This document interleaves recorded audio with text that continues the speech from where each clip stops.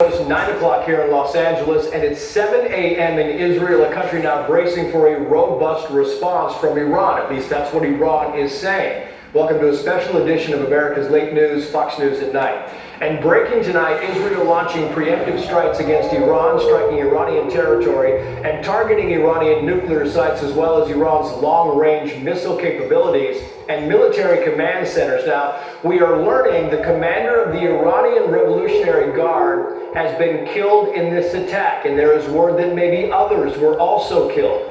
We are told the IDF military strikes in Iran will continue for most, if not all, of the morning and maybe into the day, because we are hearing the term wave after wave, and that's on Israel's part. Israel calling the mission Operation Rising Lion, and Israel decided to act now because the country believes that Iran is close to having, or does have, as many as 15 nuclear warheads. And while Israel is targeting Iran, Israeli Prime Minister Benjamin Netanyahu believes that Iran will soon target Israel. So the country is on high alert. The chief foreign correspondent, Trey Ying's live in Tel Aviv on what is now early Friday morning. Trey. Trace, good evening. We do understand at this hour those Israeli strikes are continuing to target Iran in waves. We are getting a statement from Israel's Prime Minister Benjamin Netanyahu, his second reaction to this Israeli operation that not only targeted nuclear sites, but also missile production areas and top military leadership from the IRGC. Israel's Prime Minister says, quote, "We are after a very successful opening preemptive strike. We hit the top leadership. We hit top scientists that promote the building of nuclear bombs.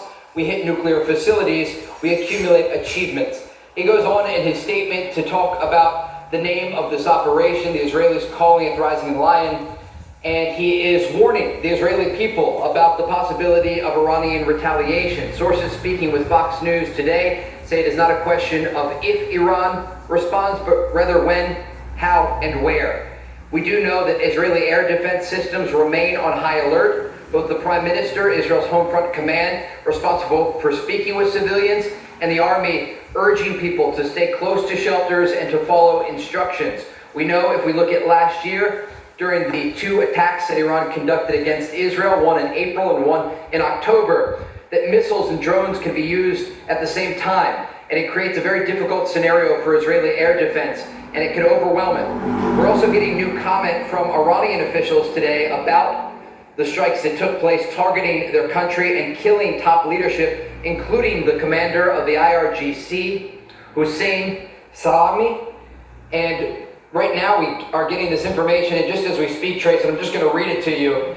This is coming from Iranian state media, indicating that Iran's supreme leader says that this attack Israel had prepared for will be met with a strong response. Iran's supreme leader goes on to confirm that top nuclear scientists were killed in these strikes.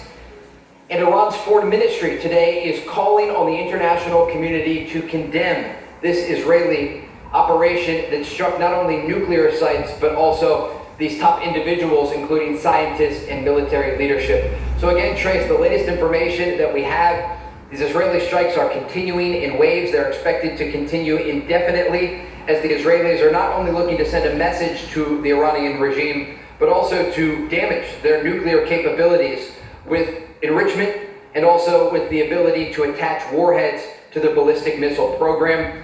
The fact that the head of the IRGC and top nuclear scientists were killed in these strikes is yet another reason why this country has to prepare for an Iranian response, because it will likely come with a heavy blow for the Israeli people. And again, that air defense is only partially capable of intercepting that incoming fire. Trace. Trey Ying's live for us in Tel Aviv. Trey, thank you. The Chief National Security Correspondent Jennifer Griffin is live for us at the Pentagon with her information that she's learning. Jennifer, what I took away from Trey's report there is that we're now learning that not only was the head of the IRGC killed, but top scientists. So now this is a devastating blow for Iran. Well, what's extremely clear from all of this, Trace, and our colleague Brett Baer spoke to the President Trump tonight about what he knew, when he knew, and what level of coordination there was with the Israelis. And what Brett was told by the president is that the U.S. military was not involved in any way in these airstrikes, and they would like to stay that way. They do not want to get involved in this, and they are hoping that the Iranians do not drag the U.S. Military forces into the conflict further. They do expect Iran to respond.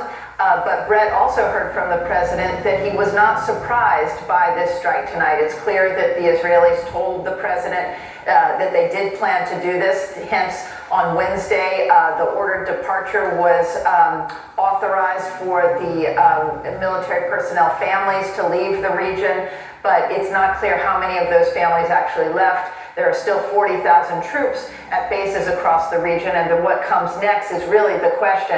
I've heard from Israeli sources that they expect, even in the next coming hours, that Iranian ballistic missiles could be fired at Israel. Hospitals in Israel have moved their patients down to bomb shelters. They are expecting incoming.